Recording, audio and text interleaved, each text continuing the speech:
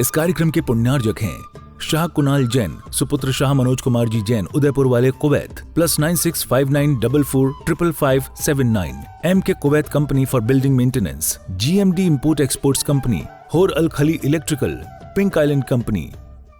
महाराज हमारे यहाँ पधारो। वो ऋषभ देव का पेट अभी भी नहीं भरा है, 5 महीने में पेट नहीं भरा इनका, फिर से पधारो।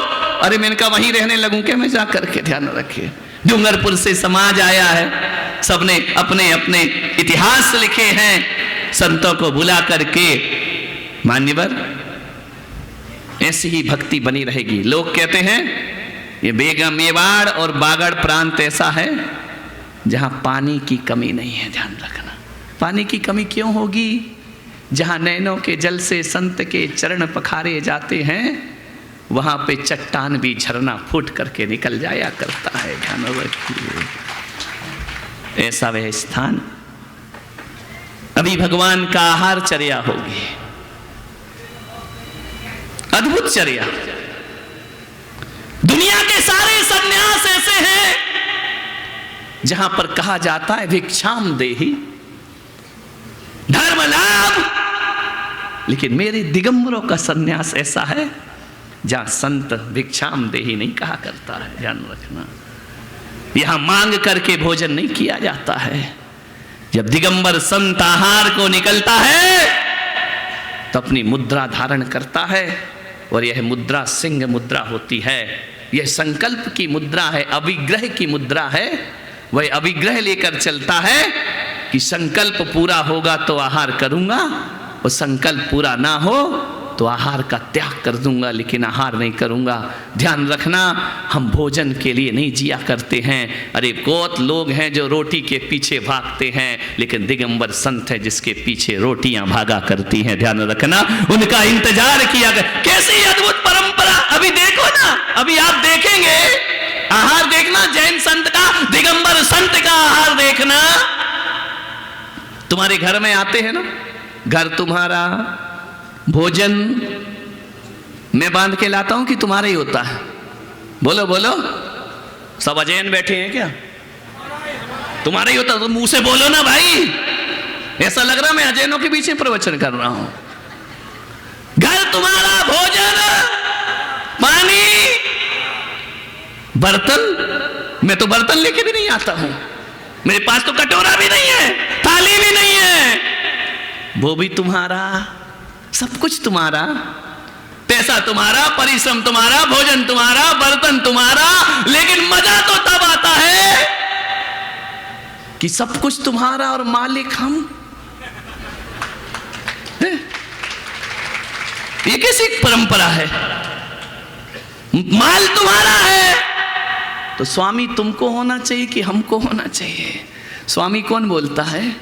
बोलो, हे स्वामी बोलते हो ना? तो स्वामी यानी मालिक, तुम्हारा माल और मालिक हम।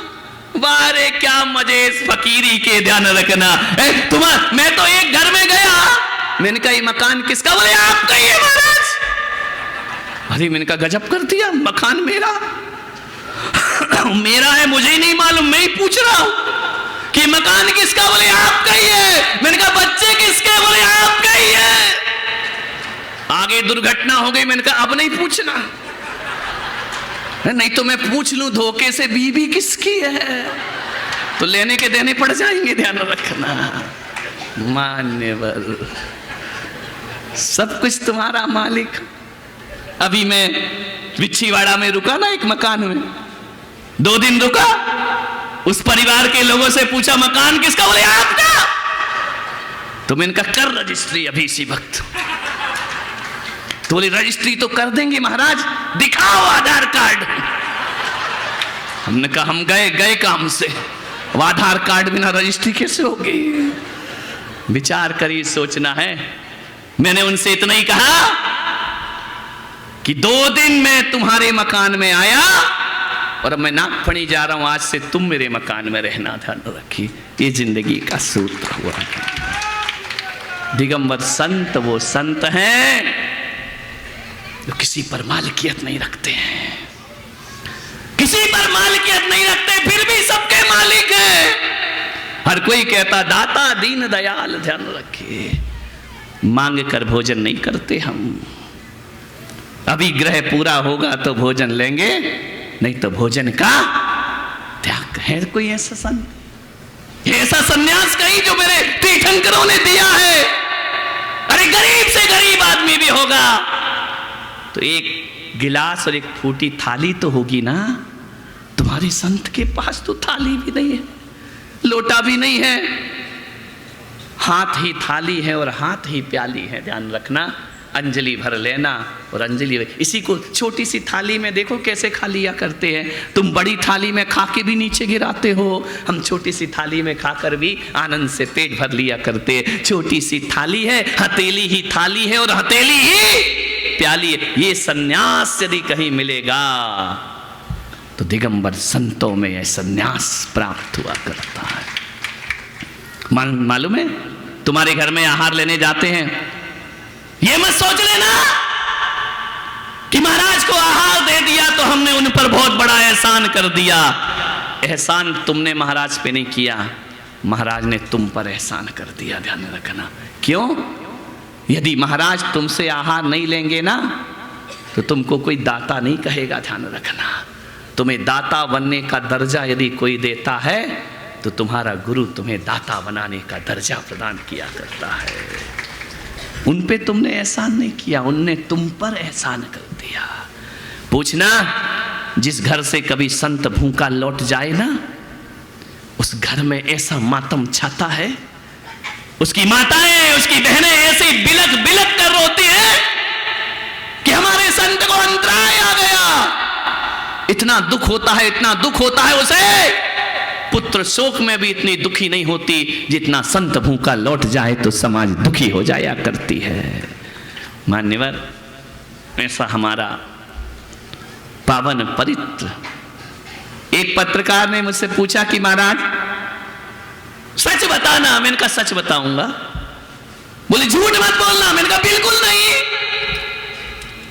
बोले आपने 22 साल की उम्र में सन्यास ले लिया। 22 साल तो जीवन शुरू होता है संसार का, और 32 साल आपको हो गए सन्यास लिए। कभी पश्चाताप हुआ कि मैंने गलत मार्ग चुन लिया? कभी तो मन में आया होगा जब गर्मी बहुत पड़ती है, जब अंतराय हो जाता होगा, बीमार होते होगे, कोई कष्ट होता होगा, तब तो पश्चाताप होता होगा ना। मैंने कहा हाँ सही कह रहे हो। मैं एक दुनिया का ऐसा साधु हूं जो रोज पछताता हूं। बोले रोज पछताते हो? फिर कैसे संत हो? मैंने कहा फिर भी मैं ऐसे ही संत हूं। मैं रोज पछताता हूं। इसलिए नहीं पछताता कि दीक्षा क्यों ले ली, इसलिए पछताता हूं कि 22 साल बर्बाद क्यों कर दिए। मुझे तो बचपन में ही सन्यास ले लेना चाहिए था, मुझे तो बचपन में ही दीक्षा। आज 22 साल घर में बर्बाद नहीं करता तो आज 50 साल की दीक्षा हो जाती मेरी। ध्यान रखना मान्यवर, ये मार्ग सन्यास तीर्थंकरों का। जन्म जन्म का पुण्य उदय होता है तब जिन मुद्रा हमारे जीवन में धारण हुआ करती है।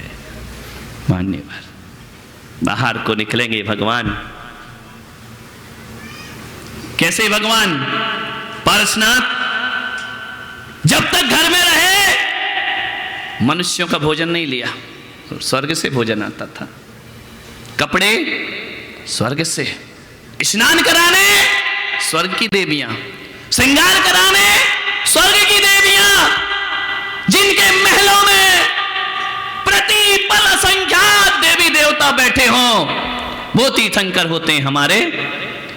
मां का स्तनपान भी नहीं करते। सौधर्मेंद्र अंगूठे में पयोधर छोड़कर जाता है, अमृत छोड़कर जाता है, उसे चूस चूस कर भगवान बड़े हो जाया करते हैं। ध्यान रखिए, जब तक घर में रहे मनुष्य से एक कण भी उन्होंने ग्रहण नहीं किया। सारी व्यवस्था स्वर्ग से होती थी। कल देखा ना, पंडित जी बता रहे थे कि आज स्वर्ग से कपड़े आ रहे हैं राज्य दीक्षा अभिषेक के। उससे पहले भी रोज कपड़े आते थे स्वर्ग से, लेकिन रोज जो कपड़े आते थे वो भगवान की पसंद के आते थे। लेकिन भगवान को जब वैराग हो गया, फिर वो भगवान की पसंद नहीं बची, वो इंद्र की पसंद के कपड़े पहना करते हैं। और राज जब उनका वैराग्य अभिषेक होता है, सब चीज स्वर्ग से आई, लेकिन आज पारसनाथ पहली बार मनुष्य के हाथ का भोजन ग्रहण करेंगे। ध्यान रखना, संत बनने के बाद पहली बार कौन किस्मत वाला होगा जो भगवान को आहार देगा। ध्यान रखें, पहली बार लेंगे वो। मनुष्य के हाथ का अन्न जल कभी नहीं लिया घर में, हमेशा उनका हाथ ऐसा रहा, आज पहली बार होगा उनका हाथ नीचे होगा और श्रावक का हाथ ऊपर होगा। ध्यान रखना। मैंने सोचा कि भगवान महावीर ने, भगवान ऋषभदेव ने ये करपात्र की व्यवस्था क्यों बनाई? शायद इसलिए बनाई कि यदि करपात्र नहीं होता तो ये वाणियों की समाज है। राजा दीक्षा लेता तो सोने की थाली लाता, गरीब दीक्षा लेता तो पीतल की थाली लाता। भगवान ने कहा थाली का लफड़ी हटा देना, चाहे तीर्थंकर दीक्षा ले, राजा दे, गरीब ले, निर्धन ले, आहार तो कर पात्र ही आहार होगा। यह वीतरागता है जैन दर्शन की, जैन सन्यास की। आज पहली बार ये करपात्र, जानते हो क्या होता है? करपात्र भोजन करने से अहंकार टूटता है। ध्यान रखना, कितना अहंकार टूटा होगा पारसनाथ का। हमेशा जिसके हाथ ऊपर आज नीचे कर रहा है, मान को गलाने की ये चर्या है। ध्यान रखिए कि यहाँ तुम्हें हाथ फैलाना पड़ेगा, और हाथ जब फैलाओगे ना, ऊपर हाथ श्रावक का होगा और नीचे हाथ तुम्हारा होगा। देने वाला बड़ा होता है और लेने वाला छोटा होता है। ध्यान रखिए, एक समय आता है 24 घंटे में जब हम लेने वाले बड़े लोग छोटे हो जाते हैं, आप बड़े हो जाते हो। लेकिन इतना ध्यान रखना, पंडाल में बैठे हुए लोग इस अकड़ में मत आ जाना कि महाराज छोटे हम बड़े, वो पाटे पे खड़े तू नीचे खड़ा। ध्यान रखना, बड़े तो महाराज ही होंगे। ध्यान रखना, मान्यवर तू नीचे ही होगा, महाराज पाटे पर होंगे। ध्यान रखना, मान्यवर अहंकार को तोड़ने की एक चर्याएं हैं।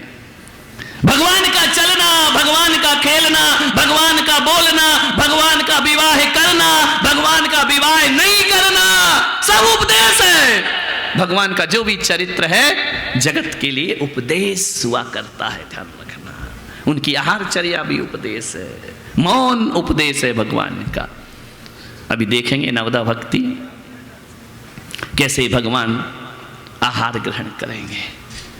अल्पाहारी, करपात्री, ठिधि भोजन, स्थिति भोजन, खड़े होकर आहार लेना, ये तुम्हारे संतों का चरित्र है। ध्यान रखिए, हम जोड़ कर रखते नहीं हैं, थाली भी नहीं, थैला भी नहीं। ये नहीं कि कल के लिए लेकर के आ जाएं, नहीं, संतों को खिलाओ। मैं आपसे निवेदन करता हूं, बहुत जीवनवारियां होती हैं बागड़ में। पहला चतुर्मास ऋषभदेव में हुआ जहां मैंने जीवनवारी नहीं होने दी। एक आध हुई होगी, एक दो में इनका नहीं, ज्यादा मत खिलाओ। ध्यान रखना, नहीं तो यहां तो प्रवचन कम और जीवनवारी ज्यादा होती है। 10-10 उपवास होते हैं। बोले अरे क्या है अनुमोदना, अरे खाक की अनुमोदना, वो मर गया 10 उपवास करके, तुम कह रहे खाना लाओ। ध्यान रखना, अनुमोदना इसकी होती है। 10 उपवास का पारणा होना तो अनुमोदना वो कहलाती है कि आज इसने 10 उपवास किए हैं, अगले साल मैं 10 उपवास करूंगा, इसको अनुमोदना कहा जाता है। नहीं तो लोग उपवास करना छोड़ रहे हैं, पूरे समाज को भोजन देना पड़ता है, इतना महंगा उपवास। कई समाज ऐसी है, पारने में समाज को बुलाओ, रिश्तेदार को बुलाओ, अरे धत तेरे की, तुम खाने के लिए जा रहे हो। मैं तो कहता हूं ये परंपरा पूरे बागड़ मेवाड़ से बंद होना चाहिए। जिस घर में उपवास की पारणा होना, वहां पूरी समाज का भोजन बंद हो जाना चाहिए। जीवनवारियों में पैसा बर्बाद मत करो, भोजन में पैसा बर्बाद मत करो। त्याग तपस्या का धर्म है हमारा। वो 10 दिन तक बेचारा लस्त पड़ा है, तुम खाने में मस्त पड़े हो। ध्यान रखना, ये अनुमोदना कर रहे हो तुम, ये प्रभाव ना कर रहे हो तुम। ऐसे में गरीब आदमी उपवास करना छोड़ देगा। ध्यान रखना, वो सोचता है यार उपवास तो कर लूंगा लेकिन समाज को खिलाऊंगा कैसे। ध्यान रखिए, ये मिथ्या परंपरा है, ये कुरीतियां हैं, ये बंद होना चाहिए समाज से, इन पर रोक लगना चाहिए। ध्यान रखना है, नहीं तो तपस्वियों की संख्या दिनों दिन घटते चली जाएगी। करो अनुमोदना तपस्या की, त्याग की। मान्यवर आपसे निवेदन है, भोजन करा के देख लेना। मैं पुलक सागर तुमको कहता हूं, मनोज भाई कुवैत से आए ना, पूरी समाज को जीवन मारी देना, पूरी समाज को भोजन कराने का आनंद एक तरफ, वो संत को एक गिलास देने का आनंद एक तरफ हुआ करता है। कौन था मैं? किसी के लिए खाली सूखा भूखंड, तो किसी के लिए मुंबई से अहमदाबाद के बीच आने वाला सिर्फ एक जमीन का टुकड़ा। किसी व्यापारी के हाथ लगता तो हजारों की तरह एक और रिसोर्ट बन जाता। किसी बिल्डर के हाथ लगता तो लाखों और की तरह मैं भी एक टाउनशिप बन जाता। लेकिन मेरे भाग्य में करोड़ों में एक होना लिखा था। मेरे भाग्य में आचार्य श्री पुलक सागर जी का आशीर्वाद लिखा था। नरेन्द्रं फणीन्द्रं सुरेन्द्रं अधीशं शतेन्द्रं सुपूज्यं भजेनायशीशं मुनीन्द्रं गणेन्द्रं नमो जोडिहातं नमो देवदेवं सदा पार्श्वनाथं।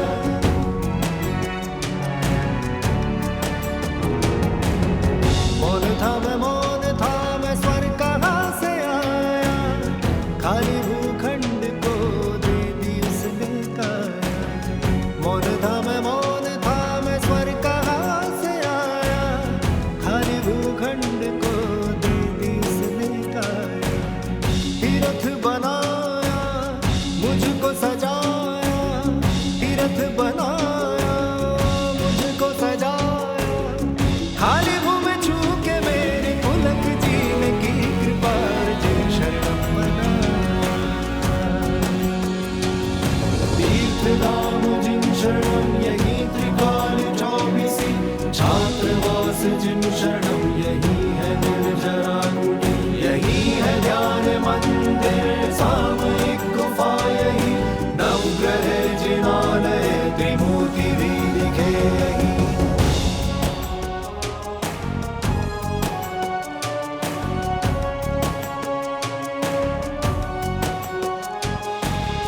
पुलक सागर को ये स्वप्न आया, खाली भूखंड ने उनको बुलाया।